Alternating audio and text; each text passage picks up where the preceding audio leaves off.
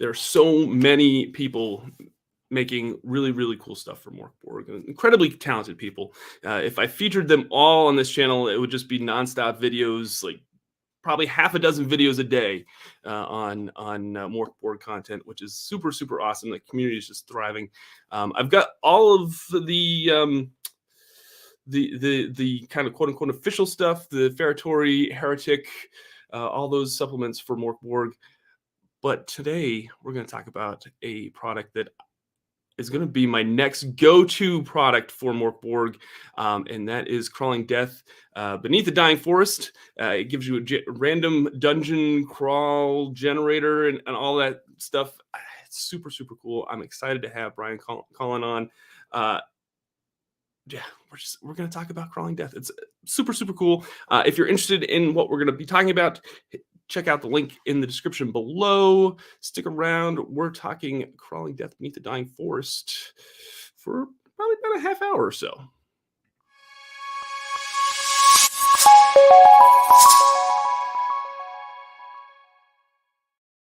Hey everyone, welcome to Victory Condition Gaming. My name is Doug. Today on the show, we're talking Crawling Death Beneath the Dying Forest with the creator, Brian Colin.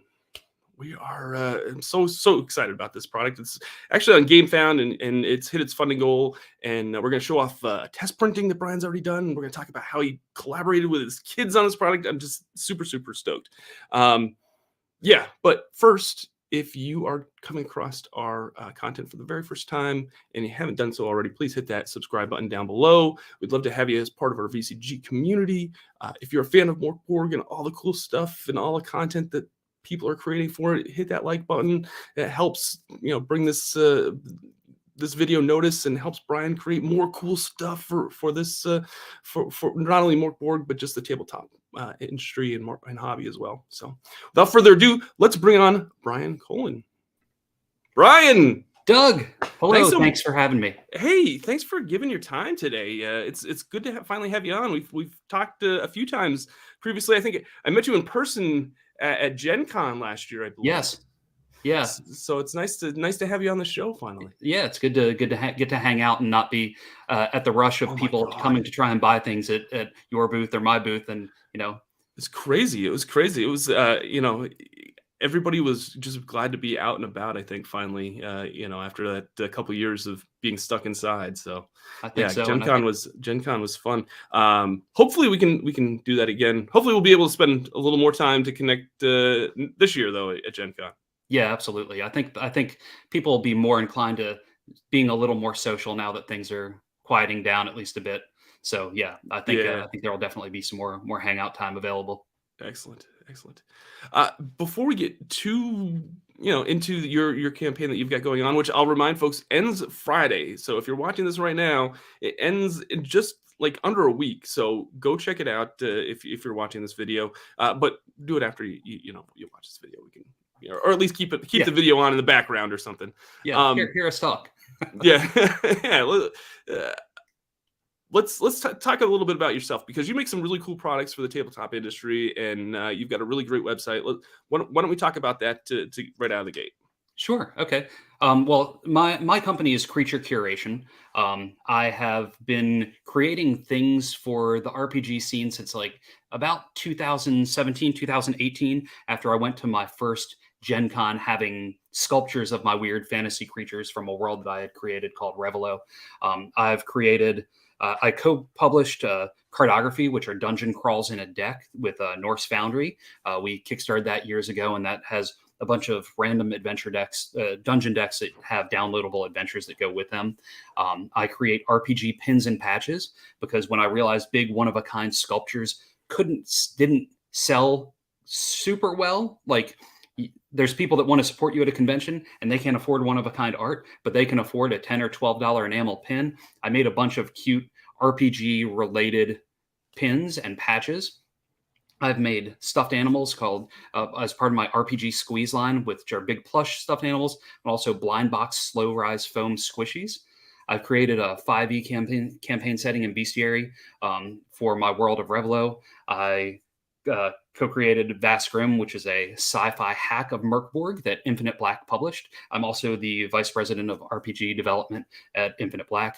And then my latest project that we're really here to talk about as well is the Crawling Death, which is a dungeon crawl for Mörk Borg that has an ever-shifting dungeon because you can replay it and play it all over the place, and you can use a few rooms or randomly roll and have a massive sprawling dungeon with 4 adventure hooks, lots of monsters and different factions, and lots of replayability within that adventure itself. Yeah, I love it. You sent me over like a first edition PDF just to kind of show off what was inside it, and man, I just fell in love with it immediately. I'm like, this is gonna be super cool to like bring to conventions or like just bring to the shop and like throw up a quick one shot with it. I'm just gonna put some like I love how you can just all of a sudden just create these different rooms. And I know that there's like that the Mörk Borg guys have put out that dungeon generator on their website, but I think this is a product that sometimes we don't have access to stuff online, Right. and sometimes you want a little more detail than just a few bits and pieces here, and to kind of just get you started. This is definitely going to give you a little more structure as far as kind of just a random dungeon crawl. I love it. I love it so much. Thank you. Now let's talk a little bit about this.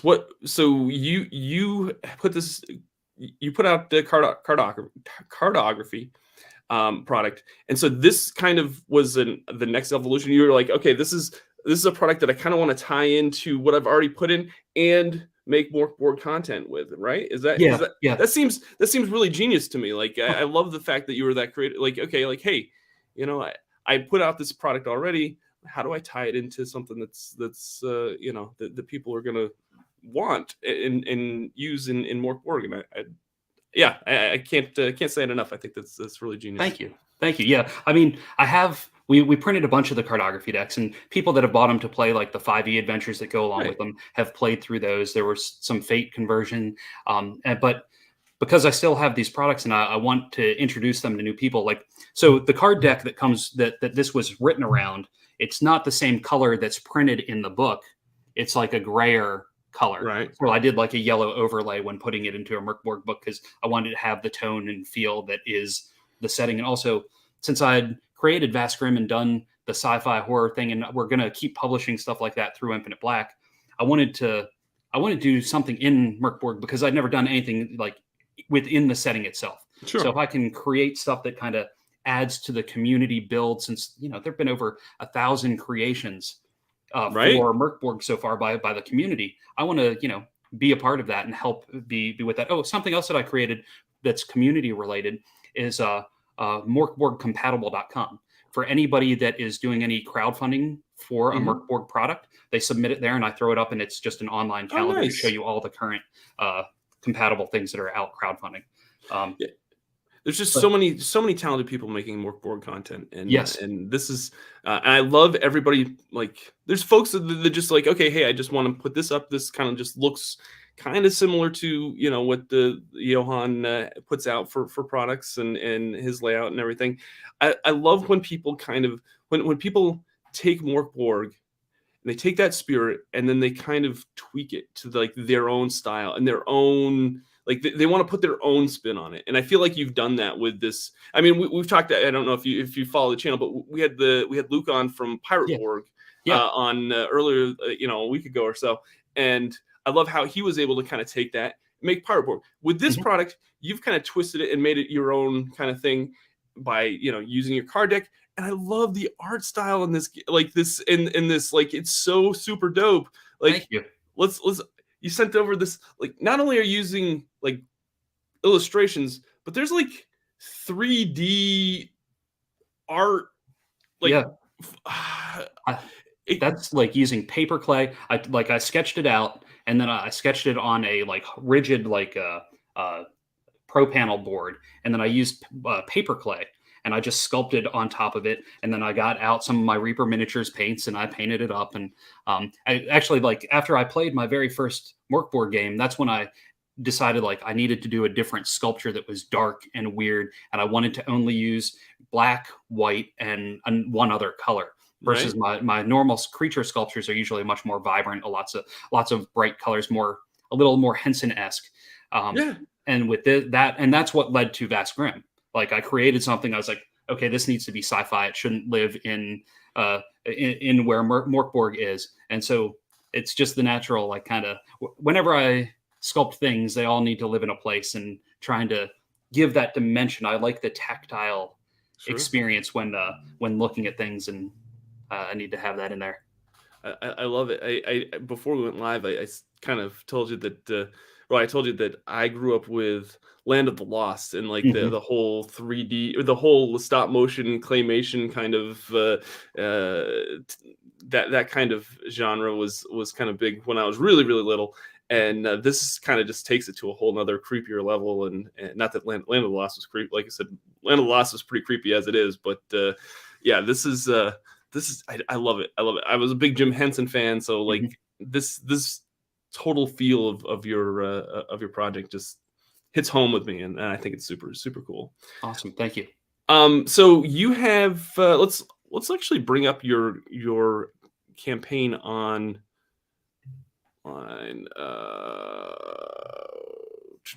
why is it not letting me? Let's see here. Let's bring up your campaign on the screen here. So you had a stretch goal or a goal of $2,000. Hmm. It's at 5,000 already. Love it, love it. Thank you. You've crossed the stretch goal of a Vast Grimm campaign that kind of ties into this, Hmm. which is really awesome. I love the fact that your price point $20 for this.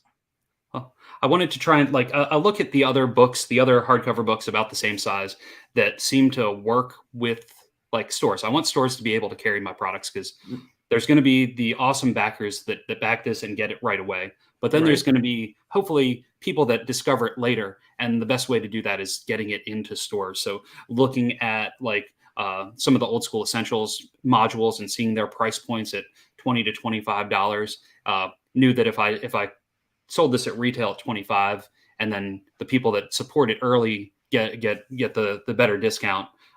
That would definitely be. I think it would be something that people would pick up. I know I'd go into my local game shop, see an adventure that's a hardcover book for $25 and pick it up and not think anything of it. Oh, absolutely. Um, Now not only does this have a dungeon like generator in it, but like you've got some other content from Mörk Borg. You've got some creatures and some spells or scrolls and Yep. what else? Can you tell a little bit more about what is all included in this book? Sure. So there's four main storylines that are happening within this giant dungeon. So you can play through all of them, or you can take one of them. And so within those, there's specific monsters, creatures that are relevant to that. There's also certain scrolls, like there's a book of scrolls that that this mad warlock Malkala has ripped the pages out and hidden throughout the dungeon. So that's one of the kind of storylines. So that you get those as added content to play in your normal Mörk Borg game. We've got a bunch of rumors to help kind of feed why your players would come into this. The factions help kind of they overlap in ways so that if you wanted to work the stories together, you could, or they can be completely self-contained. The relics are magic items. I included infections because that's one of the things that I really liked when creating Vast Grimm was things that like you have to there aren't a whole lot of toughness rolls Right. in Mörk Borg, and Pele talked about that on one of his interviews, and I like having that sort of thing because I tend to, when I'm running a game, you use presence a whole lot, but trying to incorporate toughness a bit more. So there's some infections there. There's treasures. There's table for looting the dead, basically, and so just trying to incorporate a bunch of added content that you can throw into any game, even if it's not this module.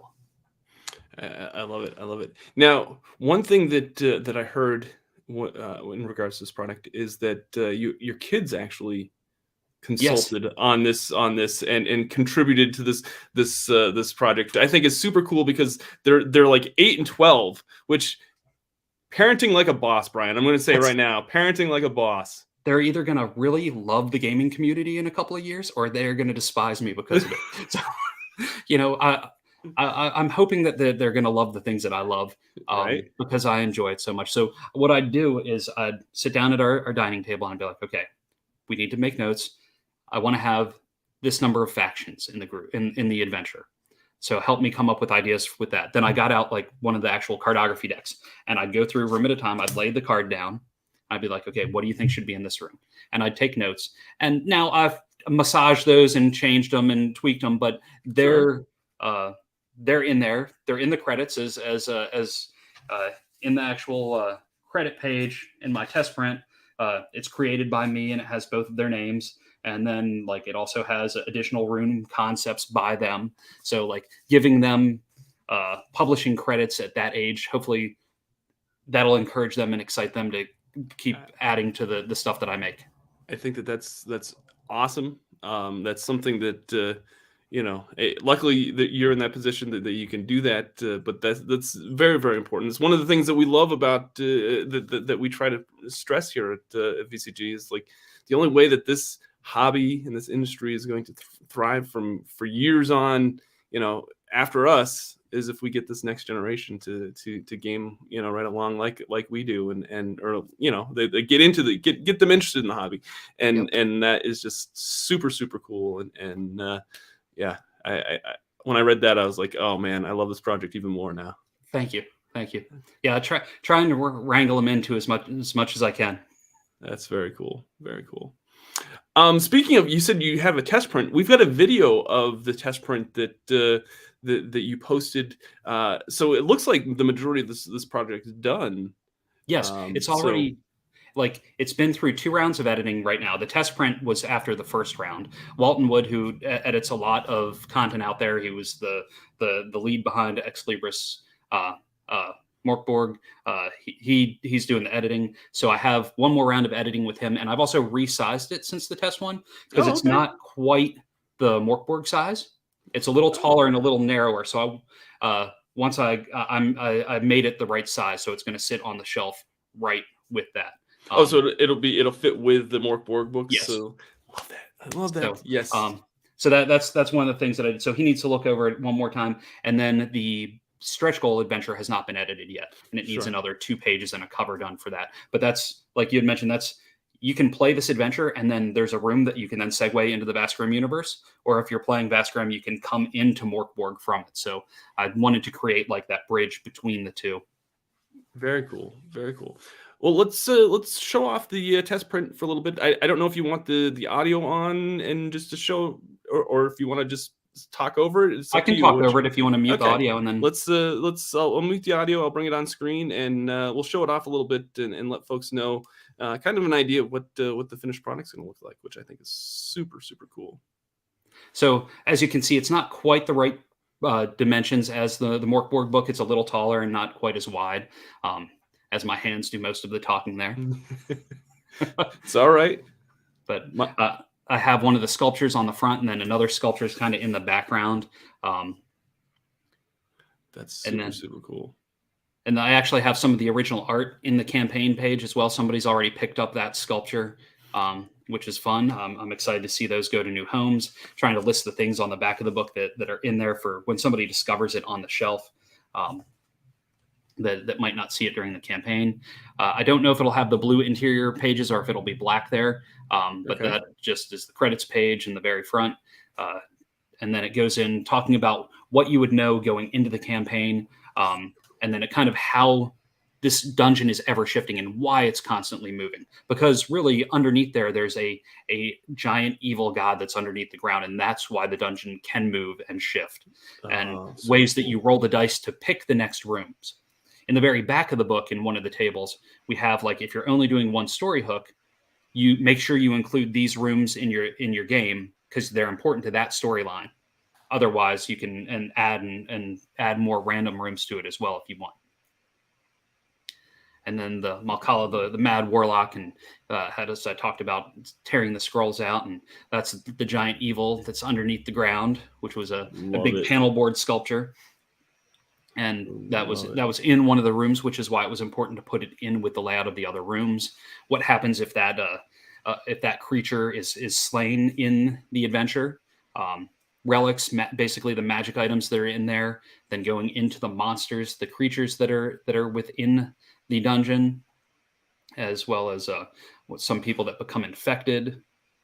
And then we have the no use for the dead table and a bunch of additional tables in the back of the book. I love it. I love it. Yeah, Thank you. it's yeah, super cool. I'm definitely going to keep this right along with everything else that the Mörk Borg guys have put out. Like I'm pretty selective on my Mörk Borg content. Like I love everybody that I love the community that puts out, but I can't always. There's a lot. Like, grab everything, and I know I've said this on the show that like I'm trying not to be like, hey, this is a cool Mörk Borg product. Like just promote every single Mörk Borg product that comes out, because there's just so many. But when one really kind of gets my attention, I try to let folks know about it, because I think this is super, like I said, super cool, and I love how you kind of put your own spin on it. Thank you. Let's see. Aaron says, I love the art, and from what I've seen the design, surprised there isn't an add-on option for the dungeon deck, since it was mentioned in the crowdfund. There is. It should be down below. Yeah, I thought there was. Yeah, there should be an option. Once you, Aaron, scroll down a little bit further. I forgot to. On the left-hand side, there's a menu. There's add-ons. Should see it. If you don't see it, then I broke something. Yeah, I saw it the other day, so I thought that was really cool. I love the fact that you said that you want to be in retail stores, which I think is super cool.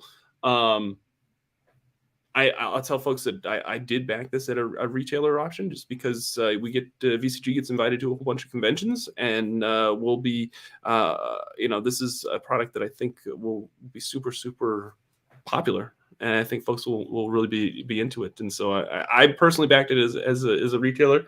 If you're a retailer, check it out. I think the price point's really solid. Not only if you're picking it up just for yourself personally, that $20 price point is just perfect, I think, for backing. But I think the retailer option is also right on there. Aaron says, "Oh, sorry, not enough coffee." Super fine, Aaron. Don't worry about it. Been there. Lots of times. It's pretty early so far here in the morning as well. Cal says, "I'm going to have to pick up Mörk Borg." You are. I can't believe you don't already have that. It's well worth the money. It should be on everyone's bookshelf. Absolutely. When did you first find Mörk Borg? I'm just kind of curious, Brian. It was late October, early November of 2020. So I discovered that because it was like the last in-person game I think I played, like just because we're old and we don't get together as often as we should. And I live like an hour outside of Metro Atlanta, where most of my gaming, like my old gaming friends play. So they ran, my friend Ross ran that. And then that's when, like, the next day I started sculpting this giant warhound creature that became Vasgrim. So like within 6 months, I had already had the core book of a sci-fi hack done after playing the first time I played Mörk Borg. That's awesome. Something about it. It was like when I was in high school, I went to the comic store and I discovered the Book of Nod, which was part of the vampire game. And it was the first like in-universe book that I had ever read. And it like changed my perspective of what gaming could be and what gaming products could be. And that same thing happened when I got the physical copy of Mörk Borg, because like for some reason everything's always like 2 columns of text, black and white. And it was just like, being a designer, like I've been doing print design since like 97. It's like all of a sudden it's like, why did it take this to like realize that you can make everything really pretty and crazy and be so light on the rules? Because as I've gotten older, the more games I've played, the less and less rules I've wanted. Yes. I just want to sit around the table and have fun, and I want it to be oozing with flavor and personality, and less about like what all the crunch is. Absolutely. So. I'm right there with you, my friend. That's exactly where I'm at as well. It's funny because it's and I've talked to a few graphic designers and layout artists and all that that work in the industry and just work in, not only just the tabletop industry but in the industry in general. And it's so funny to listen. You can tell when they've come across Mörk Borg because they'll say, you know, Johan's work basically proved that everything that I was told was wrong can be right. Right. You Yep. know, and Just has to be done right. yeah, exactly, and it's just so funny to listen to. It's great to get it. And you're pretty much saying the same thing that, like, it just inspires you to go outside the boundaries you were told existed. Hmm. And I think that's I think we all need that in some capacity in our Yes. everyday lives. Just hey, you know what? If you've got a great idea, let's push those boundaries and figure out another way for things to work. And yeah, I think that's super cool for this industry. Cal says, yes, I'm backer 195. Yay! Thank you. Thanks, Cal. Yeah, it's super cool. And the other thing is, like, you don't have to use this for Mörk Borg. You could use Right. it for any kind of OSR kind of RPG, and yeah, it's pretty cool. Let me think here. What else were we gonna talk about? What else? So you also have a stretch goal that if you hit, was it $8,000, you're going to Yes. add 4 more pages of content to this book? Yes. So if we hit that, then I'll have to do that over the 2 weeks while we're waiting for funds to come through. Because I want, as soon as the funds come in, I want this off to the printer because I Sure. want this back in time. I'm planning on printing in the US to have it back quickly so that I Oh, can nice. Okay. go ahead and get everything out and get onto another project and make sure I have it in time for Gen Con this year because I still cut back on conventions this year. Yeah. But so that's very Okay. important that I have it for that. And also I want to keep, while Infinite Black is continuing to put out things, I still want Creature Curation to be putting out content that I do because I get up at 5:30 every morning. I work on my stuff, get the kids up, get them ready for breakfast and all that stuff, and then I still work on my stuff until I start working for Infinite Black at 9 or 10. So being able to continue to put out separate things is I need to have some more crowdfunding projects this year, so I want to put out some more content. That's awesome. That's awesome. If folks if folks are coming across this video Mhm. and they miss the crowdfunding campaign, do you have what are your plans for this after the fact? If folks want to pick up a copy, is it going to be on your Creature Creations uh your website, or is it It going to will be. be okay? Well, now there will be a time period. So GameFound wants the projects to be closed down for about a month before they allow it to go into the pledge manager phase. Okay. So what I'll do is I'm going to have a thing at the very top of the page before the page locks, because like when the campaign ends on Friday, it will lock and you won't be able to alter the project page anymore. So I'm going to create something hopefully that'll lead you can follow the project after that. So people that Hmm. continue to follow will have a little thing say, "Hey, follow this so I'll put out an update once the pledge manager is unlocked." And I'll have that open for a while. And once that closes down, then I'll have them available on my website. Excellent. Yeah, let's talk a little bit about this too, because feature a lot of Kickstarter Mhm. campaigns, and of course we all know that GameFound is kind of the next, for the tabletop industry, it's probably the number 2 competitor to Kickstarter, or it's the next level of crowdfunding platform. I'm interested in just hearing as a creator, your preference of GameFound over Kickstarter. Not that I'm knocking either platform, Sure. Yeah. No. but I'm just kind of curious as to Why? why, yeah, Yeah. why you picked GameFound. So I discovered GameFound when we were getting ready to launch Baskrim, and they were still in beta, Hmm. and we knew Infinite Black is a growing company, and we have lots of projects that we want to do. And so far, what we've discovered with Kickstarter is unless you've had X number of successful projects, you can only have multiple campaigns open at one time. Right. And we at the time we had a dice campaign that was still in production that hadn't gone into fulfillment yet. So I reached out to the GameFound team because they had only had a couple of projects that had been launched as crowdfunding, because for 4 years they were a pledge management platform. And so I talked to them, and David from Infinite Black, we got on a video call with them, and they're board game developers. They're the Awaken Right. Realms crew. There are people, and They're so I great, was like, great folks. yeah, I was like, what do you think about doing this as the very first RPG to crowdfund? Because we needed somewhere else to be, and we were also excited. Like, I like being an early adopter of things, especially if I can help other people get in on things. So that's why we did it for that. And the reason I did it for Crawling Death, like I wouldn't be where I am without Kickstarter, and I will go back to Kickstarter and kickstart other projects. But I'm in a position with this book, if it covers production and gives me a little extra money to pay for like my warehouse rent, like for a month or two, then that's great. And if it makes it so other people discover a new platform and help other people get a place, because Kickstarter, certain countries you can't crowdfund there.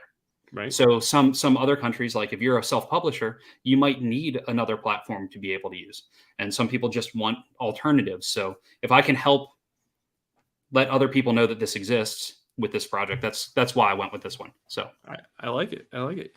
Yeah.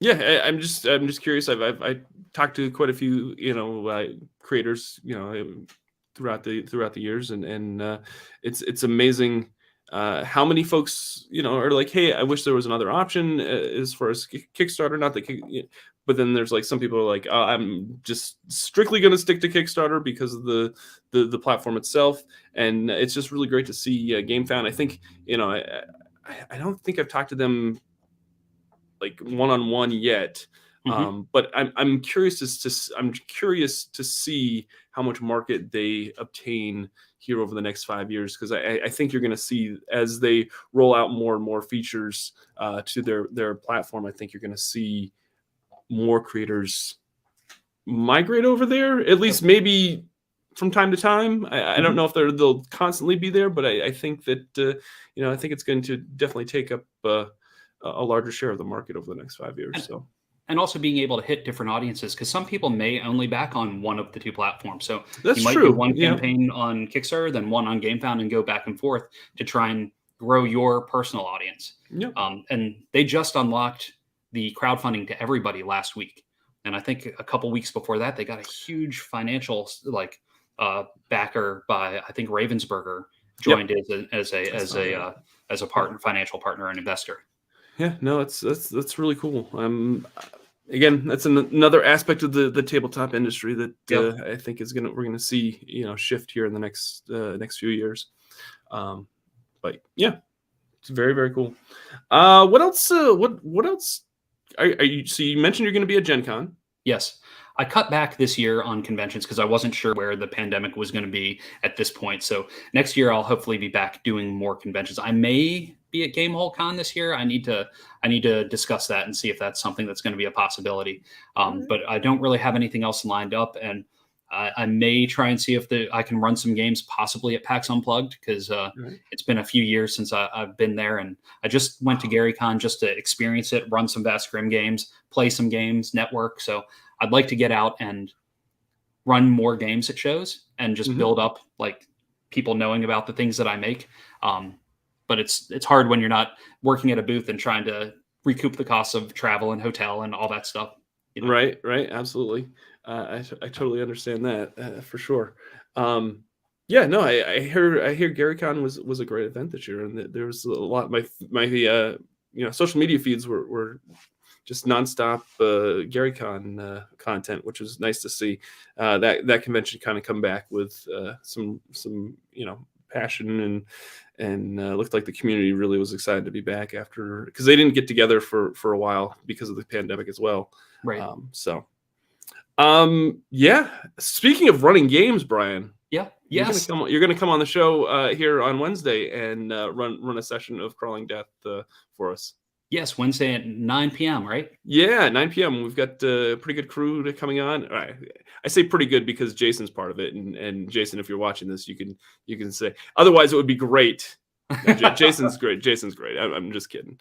Jason's going to join us. Josh and Alan, I think, are the four of us are going to play in that session, and awesome. We're excited to have you on. It'll be a blast. And if you if anybody is watching and you back this product, let us know in the comments. So we'd love to hear, and thank you for backing it personally. Yeah, thank you. Yeah, I'm super super excited. I keep saying that. It's super excited. There's like I said, I'm very selective on what I back for Mörk Borg content. So, a lot of stuff I'll back either, just kind of the PDF level. I don't Mhm. really get the physical product just because I want to see people, I want to make sure that people are inspired and they want to keep creating Mörk Borg content. But then there's certain products that like I need to have the physical stuff in my, grubby little hands Yes, and needs to be on the this is shelf with all the other stuff. yeah, exactly. And this is going to be one of them, especially if it's going to fit right alongside the same size as my Mörk Borg books and content. Man, that's Yes, that's you know important. it is important. And when you Yeah. said it was longer and higher, immediately my OCD was like, oh no, where am I going to put this? I can't put it next to the other books because it's not going to fit. It's not going to look right. But no, I'm glad that you sized it the same. Yeah, These little things that I just know. kind of bug me. I want it to look pretty on the shelf with all the other stuff. I want it to feel like it belongs. Absolutely, absolutely, cool. Can you talk about any other future plans that you've got coming up So I besides recently conventions? what I'm sorry, say that again. Besides conventions, what else? So What else you got coming? I did do you know Tony Vicinda? He did a Together We Go jam based on the Down We Go one that he